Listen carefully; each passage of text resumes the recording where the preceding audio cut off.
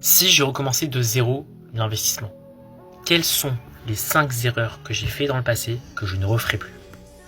Erreur numéro 1, investir sur des cryptos, sur des plateformes sombres, en décentralisé. Et me faire arnaquer avec des cryptos arnaques où tu mets ton argent et tu peux pas le retirer. C'est pour ça que c'est important d'investir sur des cryptos qui sont connus, qui sont fiables et qui sont sur des plateformes. Deuxième erreur, faire du long terme sur des cryptos qui n'est pas Bitcoin tout simplement. Parce que toutes les autres cryptos ne sont pas ultra sécurisées, on n'est pas sûr ce qui se passe demain. On peut savoir que voilà, sur le court terme, sur le moyen terme, ça peut tenir. Mais j'ai fait une grosse erreur. J'avais mis pas mal d'argent sur une crypto qui s'appelle OM Mantra et qui a pris du jour au lendemain moins 90%. Donc pourtant c'était une crypto qui était dans le top 100, qui était même dans le top 50, ce qui était quand même une grande crypto. Ça n'a pas empêché la chute fatale de cette crypto en une journée. Donc quand je rentre avec une crypto qui n'est pas Bitcoin, je dois avoir un plan. Et pourquoi Bitcoin est si différent des autres? Parce que Bitcoin, il n'y a personne derrière, il n'y a pas d'entreprise, c'est décentralisé, il y a une certaine sécurité, c'est géré par personne. Alors que les autres cryptos, il peut y avoir de la manipulation, il peut y avoir les fondateurs de la crypto qui font un peu de l'inflation comme une monnaie normale, qui peuvent retirer toute leur part d'un coup. Enfin, on ne sait pas ce qui peut se passer en fait. Il peut y avoir tellement de choses, genre des gens qui mettent de la pression sur l'entreprise. Alors que Bitcoin, il n'y a pas tous ces risques-là. Donc c'est pour ça que pour moi, la seule crypto qui peut être gardée sur le long terme sans se poser de questions, c'est le Bitcoin. Le reste, on est obligé de le trader. Quand je dis le trader, c'est pas forcément tous les jours, etc. et tout, mais c'est simplement avoir une stratégie d'entrée, une stratégie de sortie. Ça veut dire, Bitcoin, on peut se dire, bon vas-y, je la prends, je hold et je touche pas. Les autres, faut faire attention. Quand vous l'achetez, vous dites, ok, je vais le vendre, je sais pas, quand vous faites 50%, quand vous faites x2, enfin je sais pas, faut avoir un objectif. Troisième erreur, faire la même chose avec des actions individuelles. Les actions individuelles, c'est comme les cryptos hors Bitcoin, c'est des entreprises, ça peut cracher. J'avais investi sur des entreprises qui ont fait faillite. Voilà, clairement, j'ai tout perdu. Ça avait tu peux rien récupérer, c'est mort. Donc c'est pareil, il faut un plan d'entrée, un plan de sortie, il faut savoir quand est-ce qu'on sort, est-ce qu'on reste tant de temps, il faut savoir concrètement qu'est-ce qu'on fait avec tout ce qui est crypto individuel, action individuelle. Autre erreur que j'ai faite, c'est avoir des placements trop long terme. Private equity, mettre de l'argent dans des projets de crowdfunding immobilier qui durent 10 ans.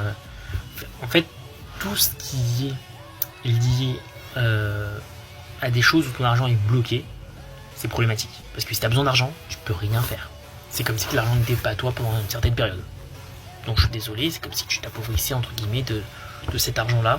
Même si après tu vas gagner plus d'argent, pendant une certaine laps de temps. 10 ans, c'est long. C'est pas ce qui peut se passer. Parce que je rappelle que de côté, voilà, tu as 6 mois de revenus, on apprend toujours la sécurité, etc. 6 mois de revenus. Donc je peux pas te permettre d'avoir de l'argent bloqué, entre guillemets, aussi longtemps que 10 ans. Après, voilà, il y a des exceptions, vous savez que ceux qui me suivent, que j'aime bien un peu le crowdfunding immobilier, mais qui durent peu de temps, qui durent maximum 2 ans.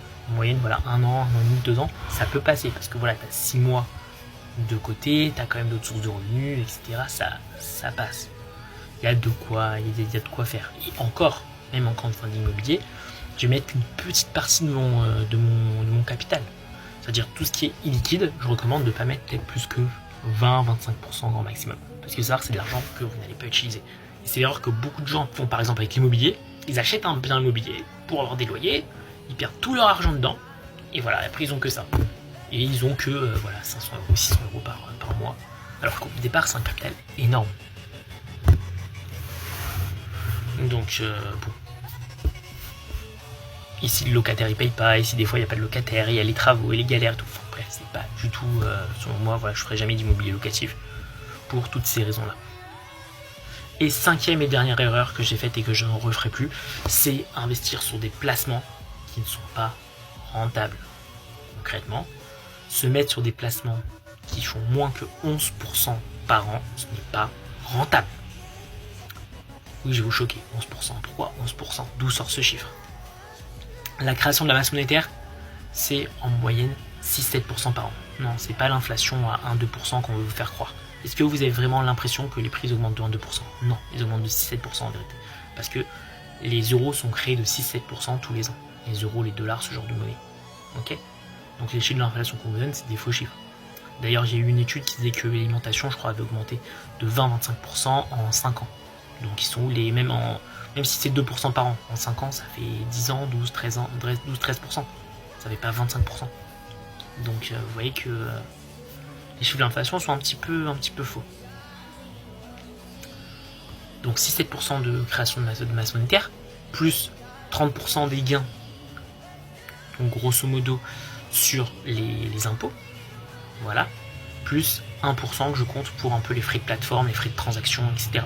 Donc 7 plus 3 plus 1, voilà, grosso modo, en dessous de 11%, vous n'êtes pas vraiment rentable. Si vous voulez garder votre pouvoir d'achat et si vous voulez aussi un petit peu, entre guillemets, vous enrichir. Ce qui veut dire que tous les placements qui font moins que 11%, tout ce qui est livret A, LEP, LDS, c'est utile. Mais ça me sert pour l'argent de sécurité, pour l'argent que j'ai besoin si j'ai un pépin, etc., pour les projets, etc., tout ça. Mais ça va pas être de l'argent qui va être bloqué, ni de l'argent qui varie. Mais quand je vois des gens qui font de l'argent bloqué sur des 3-4%, je me demande à quoi ça sert. Si pour bloquer ton argent, comme j'expliquais tout à l'heure, pendant 10 ans, tu as des placements qui sur 10 ans font des moyennes absolument énormes, peuvent te rapporter des 20-30%, pourquoi tu veux faire un truc à 3-4%? En plus, tu peux même pas utiliser l'argent, donc je comprends pas du tout l'intérêt. Allez, 6e et dernière erreur, je vais vous en rajouter une bonus. La stratégie à dividende. Au début, je faisais ça, c'est une véritable catastrophe. Je ne comprenais pas, en fait, que quand je reçois un dividende, je me disais, ah c'est cool, je reçois de l'argent. Bah en fait, non, c'est une partie de ton investissement qui se retire, tout simplement. Et donc, du coup, tu payes l'imposition dessus. Donc, en vérité, tu es perdant. Parce que chaque fois que tu as reçu un dividende, boum, tu payes. En plus, des fois, les plateformes, ils te prélèvent automatiquement les pourcentages de dividendes. Moi, c'est ce qui m'est arrivé. Donc, boum, boum, boum, te prends tout. Au final, en plus, tu payes plein de frais parce qu'après, il faut que tu réinvestisses, machin, etc. Donc, chaque fois que tu réinvestis, tu as des frais de nouveau. Donc, stratégie de dividende, c'est pas fou. Ouais, clairement, c'est pas fou. Et en plus, ça rapporte pas beaucoup. En général, voilà, c'est 3-4% par an pour les entreprises solides. Après, tu as des entreprises à 10% ou plus. Mais souvent, si tu as beaucoup de dividendes, mais tu as le cours qui chute, ben, ça sert à rien non plus, quoi. C'est pas des bonnes entreprises. Donc voilà, ne pas me faire avoir par la stratégie des dividendes. Voilà, c'est un peu les 6 erreurs que j'ai faites à mes débuts, que je ne refais plus maintenant. Et ça se passe beaucoup mieux.